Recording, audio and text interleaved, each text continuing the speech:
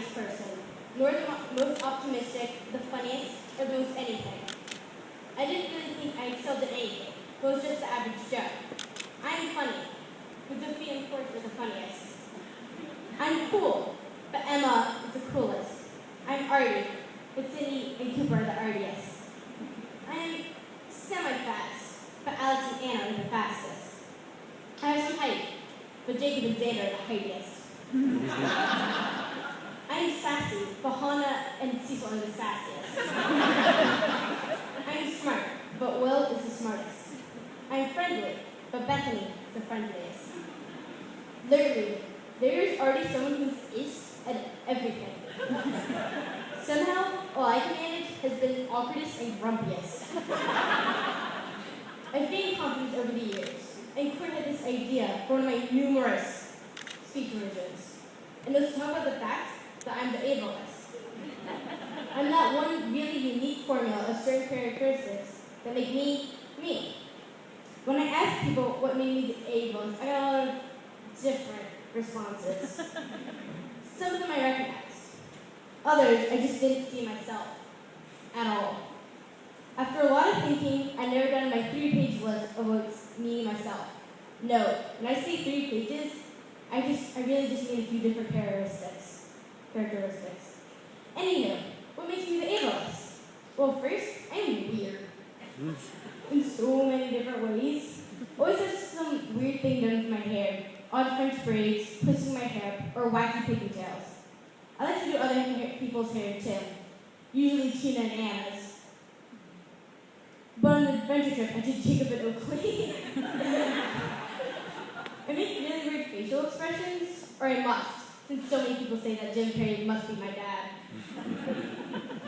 Xander actually said he didn't think anyone could make all the weird faces I did, until on a recent trip he watched the Jim Carrey classic, Liar, Liar. I also always make really questionable noises, and I say weird stuff. Like if I miss catching the football, I'll say, "Fluffer!" or "Cram!" or just make some sort of strange sound. The second thing that makes me the ableist is that I'm expressive. Perhaps sometimes a bit too much. Like talking so much no one else gets a turn.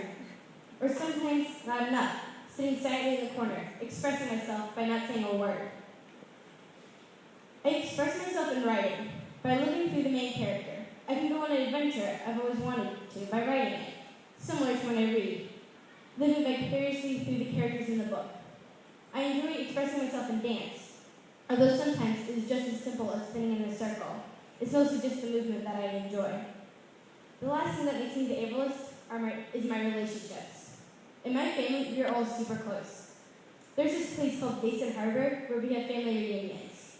If I needed to do anything that doesn't involve going to Europe, I would spend a week in Basin Harbor with my family. I love it at that place. It is truly perfect. In a way, it symbolizes all those happy memories of my family. When I visited Albemarle High School recently, the main two teachers of leadership talked about appreciation. Everyone had to write a letter to someone that they appreciated the most. Most of the kids wrote a letter to their parents, and I wrote mine to my brother, Prescott. Last year, Prescott had seizures and brain surgery, and I was so scared. Although I knew, somewhere inside, he was going to be fine. How could he not be? I need him. Who else was I going to watch Disney with? Who would stand in lines for Space Mountain with me? Who would give me advice when I got confused with my life? Prescott and the rest of my family are the main core of what makes me the ableist. Now, I know you can't just take 3 characteristics and say, "Yep, those 3 things are what describes this person. They are nothing else." Because that isn't true, not even close to it. We might not know what all those things are yet. We still have years to figure it out. My family and friends that I've made at this school have helped me down the road of finding the true Averill, accepting her, and being confident. Hopefully everyone here realizes that they are their own person, such as Sophia is as Sophia is, Emma is as Emma is, and you are the you is. We all have those things about us. Some of them are weird, might make people stop and stare, mostly because they are super jealous. How could they not be? All that energy we spend comparing ourselves to other people, we can do something with that effort, which has been the major thing I've been working on lately. So now I stand up and I'm proud. I'll be the parts.